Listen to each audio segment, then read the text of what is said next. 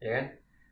Bukan yang takjub sendirian, nggak perlu ngomong sama siapa-siapa, kemudian wow, hidup itu keren banget ya. Itu harus muncul. Kata hati. Nggak ada khawatir yang berlebih. Gimana ya? Apa bedanya sama kayak prasangka? Ya itu udah satu paket atau satu paket. Kalau orang yang terlalu khawatir, ya kan prasangka. Oke. Orang semangat juga prasangka. Makanya tadi saya dengarkan Mas Sujiwo Tejo kan, kalau impianmu belum diketahui orang, artinya impianmu nggak besar dan susah terwujud. Karena itu kan prasangka juga, ngimpi itu. Emang pasti terjadi, nggak tahu, tapi kayaknya sih. Nah, hidup itu kayak gitu, harus ada kayaknya, itu harus ditumbuhin. Ditumbuhin dengan belajar, dengan melihat, dengan masuk ke jalur itu. Kan ada 2 jalur hidup, jalur pesimis sama optimis lah gitu ya. Kita harus milih ke jalur optimis gitu kan. Kemudian udah menyangkanya di situ. Kan Tuhan kan bilangnya kan, aku akan sesuaikan diriku dengan prasangkamu. Ya kita tuh harus cerdas menyangka. Yang baik-baik berarti ya, atau apa? Latih aja deh. Karena itu harus dilatih. Menyangka negatif, ya cobain juga gitu. Ntar jatuhnya kejadian, jangan. Ya, kan? Karena dia harus jadi ilmunya. Pengalaman. Udah ahli ya. Harus, ini adalah ilmu yang harus kita alamin.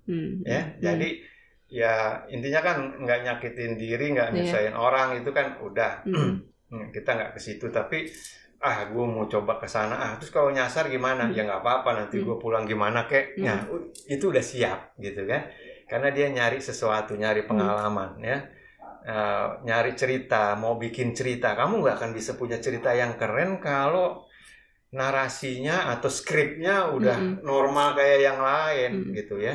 Nah, untuk hidup yang keren, bikinlah skrip yang keren. Dan kemudian itu sebenarnya skrip itu kan sangkaan kita.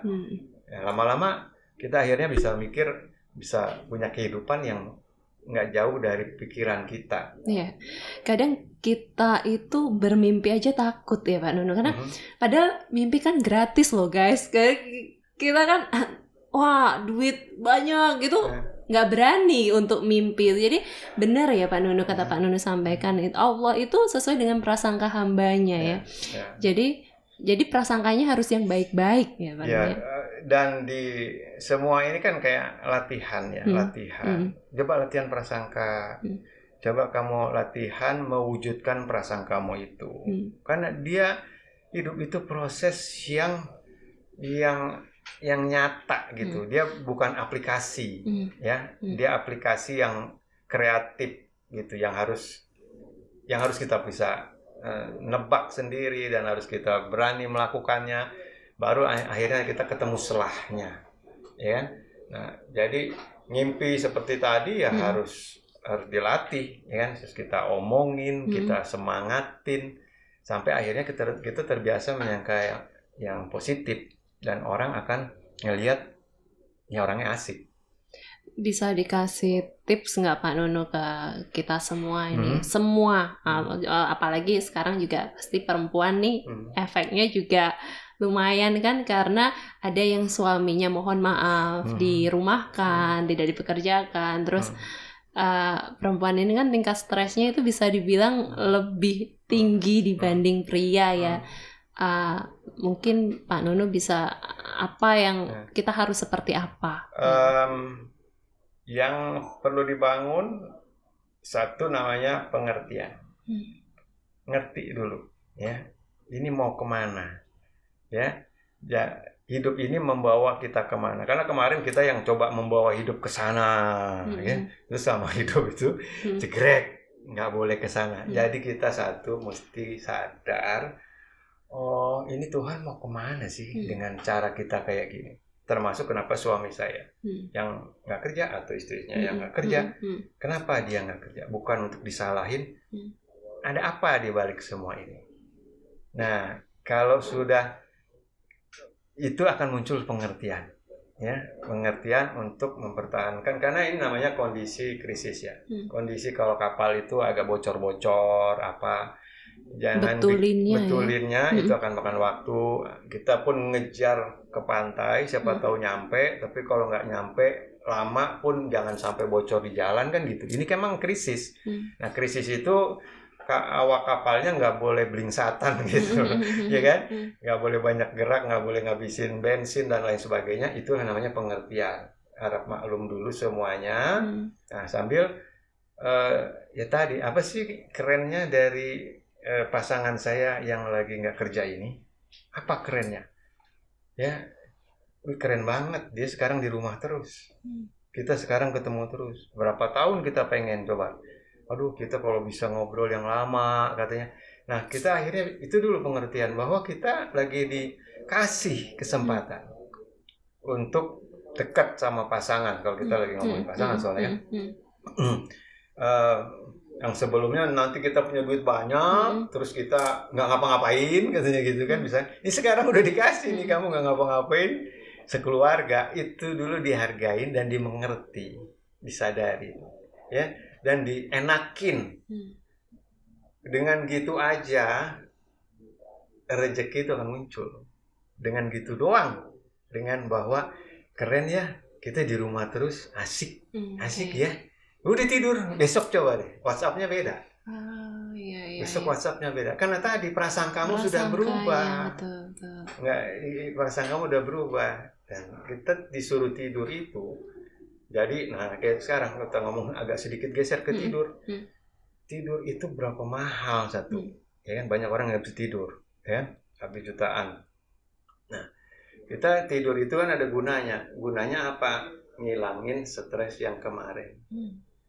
Nah, itu kalau di ayatnya atau di mana saya pernah dengar itu adalah nyawa kita dipegang. Itu lagi dipegang loh, kita tiap malam kita dipegang sama Tuhan loh. Kita cuma harus tidur asik nih, Tuhan kayak gini, hidupku sama istri sama anak gini. Ya Tuhan megangnya kan senang. Iya. Nah, besok waktu dikasih lagi, dibangunin lagi, itulah yang bikin rezekinya nanti datang. Ya, tapi kalau sebaliknya kita mikir, mesti soalnya gini, kita harusnya udah gini, dulu coba bla bla bla bla bla bla, tidur nggak bisa, stres, prasangkanya buruk, besok gitu lagi. Jadi membangun sebuah prasangka baik ya dalam diri kita juga. Terus emang harus bersyukur sih ya. Poinnya sih itu aja ya. Berarti dari harus harmonis dulu nih keluarganya, selesai semuanya gitu ya Pak Dono intinya ya. Iya. Hitung deh. Makanya saya ajarin hitungnya. Supaya anakmu yang nomor berapa atau siapa yang 3 bulan lalu sebelum COVID nggak bisa itu, sekarang bisa apa? Hitung. Atau dekatnya jadi seberapa sama kamu, apa sama suami kamu, dihitung. Itu kan mahal gitu. Yang ini udah bisa bikin pizza sendiri atau apapun gitu kan. Kayak tadi di rumah anak saya, tiba-tiba dia bikin sushi buat adiknya gitu kan. Mas, kamu pinter banget bikin sushi gitu kan. Aku nggak tahu dia belajar bikin sushi dari mana kan. Aku mau nyokolain berapa, dia mau bikin gitu berapa harganya. Kalau kita kasih uang pun belum dia mau sebelum ini. Nah, itu berapa mahalnya. Maka lalu kita rayakan, kita foto, kita kita bicarakan. Itu yang gitu-gitu. Lalu di pojok sana nanti kelihatan, ada pohon jambu nih, ternyata nggak pernah kurus. Ada loh ternyata, kita urus. Akhirnya sebenarnya semua harus beberes kan, bahasanya kan. Dia mengamatin, maka ketemu tuh yang, ini kamar harus diberesin, sampah yang gini. Dan itu juga yang sampah kan ada yang kelihatan sama nggak kelihatan.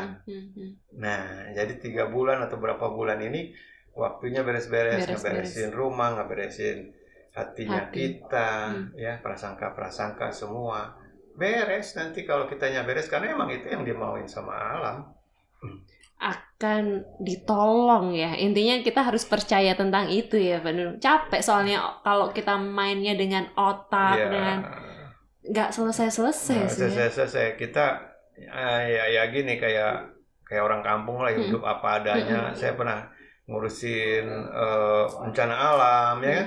Begitu bencana alam kita datang, kita gaya-gaya mau nolong, lalu dibilang, bawa ini, Pak nggak usah ke sini padahal runtuh ya, ke sana aja lebih perlu gitu kan, padahal ini buat dia ini di daerah Jogja kalau nggak salah. Ya Allah gitu kan, dalam keadaan gitu dia bilang saya oke, kayaknya yang di sebelah sana lebih membutuhkan. Itu yang kita punya di rumah. Coba kita kan nggak kayak gitu kondisinya gitu, rumah kita masih ada. Nah jadi seperti itu sebenarnya. Jadi guys, hidup itu mudah, yang buat sulit itu kita sendiri. Betul nggak Pak Nunu? Iya. Nah, jadi cara ngejalaninnya hidup, cara memandang hidup pertamanya, ya kan? Hidup yang kedua setelah pengertian. Gini, kita itu perlu takjub. Coba deh saya. Kita itu takjubnya, bahasa takjub amazing. Itu kalengan menurut saya selama ini, ya kan? Bukan yang takjub sendirian, nggak perlu ngomong sama siapa-siapa, kemudian wow, hidup itu keren banget ya, itu harus muncul. Wow, bintang kayak gitu, gini. Wow, terus wow ada yang COVID, wow ada yang gini, tapi semua masih baik-baik aja atau apapun. Cari yang menakjubkan. Kalau kamu udah kehilangan rasa takjub sama hidup, ya hidup itu hanya akan jalan dengan seru kalau kamu takjub sebenarnya. Karena itu ya itu takjub itu sifat manusia yang harus dirawat, ya. Jadi harus pintar kita. Ada masalah, apa nih yang menakjubkan dari masalah ini? Keren gitu. Iya, itu kan mikir. Kalau mau mikir, pikirin itu. Gitu. Pikir yang keras. Ayo kamu, jangan. Tapi kan nggak punya duit. Ih, cemen banget gitu. Itu cemen gitu ya. Apa yang menakjubkan dari ini? Bahwa kita masih hidup. Kita nggak mati. Itu aja udah menakjubkan. Udah gitu. Bersyukur banget. Hal-hal seperti itu. Ya, nah kalau itu sudah muncul, ya dia muncul lagi. Itulah yang namanya kerja ikhlas atau kerja di dalam. Nah, selama ini kita yang namanya kerja keras. Kerja keras itu kerja di luar. Nah, kita masih settingannya tuh kerja keras. Sekarang itu di dalam ini ikhlas itu apa nih yang mesti gue beresin? Ini kan prasangka gue gimana, excitement gue gimana, dan hal-hal seperti itu. Pengertian gue gimana, kesabaran gue gimana. Nah, karena yang nanti akan lahir setelah ini adalah manusia yang lebih berkarakter namanya. Memiliki karakter, dan karakternya sama. Karena di rumah itu kalau nyari nilai-nilai yang kayak tadi, nanti keluar dari sini 6 bulan atau setahun, itu orangnya sama. Pengertian, kerjanya ini.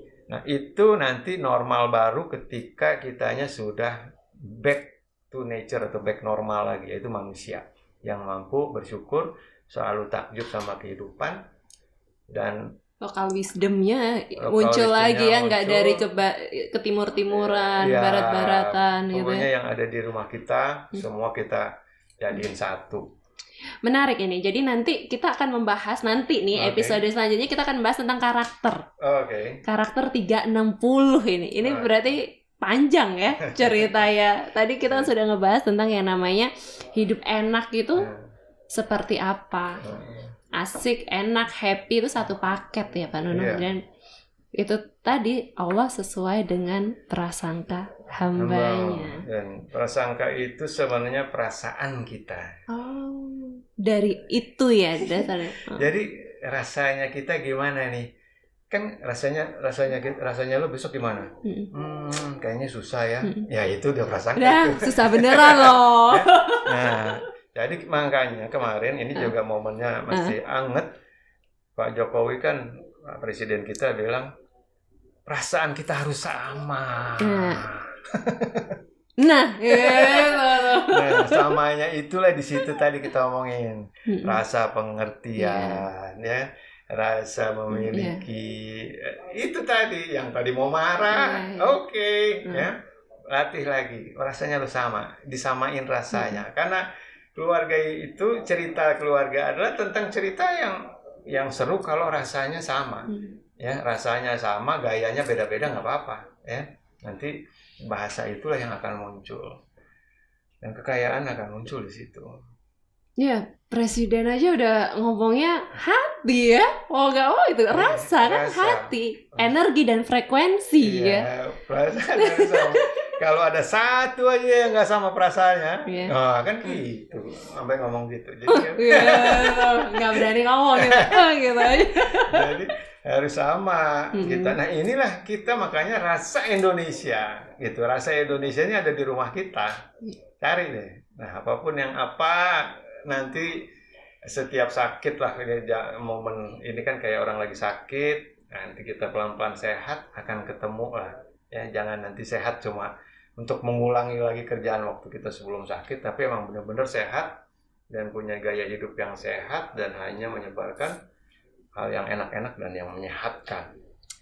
Terima kasih Pak Nunu, seru banget bahasan kita kali ini tentang hidup enak itu seperti apa rasanya.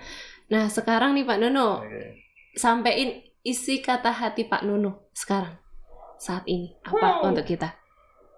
Aduh, isi hati saya cuma isinya bersyukur sama rasa banyak sekali pekerjaan baik yang bisa kita lakukan dan akan perlu kita lakukan bersama-sama.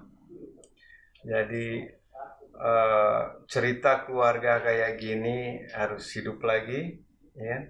Dan saya sangat bersyukur. Jadi pandemi ini mengajarkan kita, dan saya sangat bersyukur dikasih krisis, dikasih hidup untuk ngelihat zaman gini yang mudah-mudahan saya bisa ikut ya, mengisi ya maksud dari rencana ilahi ini seperti apa untuk generasi selanjutnya. So hari ini saya ada di sini, ada seperti tadi saya bilang, untuk mengajak anak-anak muda memunculkan ya kesadarannya, kedewasaannya sebagai orang Indonesia. Karena sekali lagi isi hati saya tahu sekali teman-teman ini memang sedang digembleng, semua kita lagi digembleng untuk menjadi apa? Untuk menjadi pemimpin.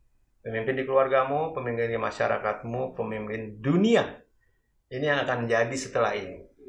Itu akan terjadi mau nggak mau, dan mudah-mudahan semua bisa mengambil peran sebaik-baiknya. Amin amin ya rabbal alamin. So jadi kita itu punya hati, kita itu punya rasa, gunakan sebaik-baiknya. Terima kasih Pak Nunu atas waktunya. Sampai jumpa lain waktu, lain kesempatan. Jadi ingat ya, like, comment, and subscribe di Cerita Keluarga Kata Hati Indonesia. Wassalamualaikum warahmatullahi wabarakatuh. Kata Hati. Yeah.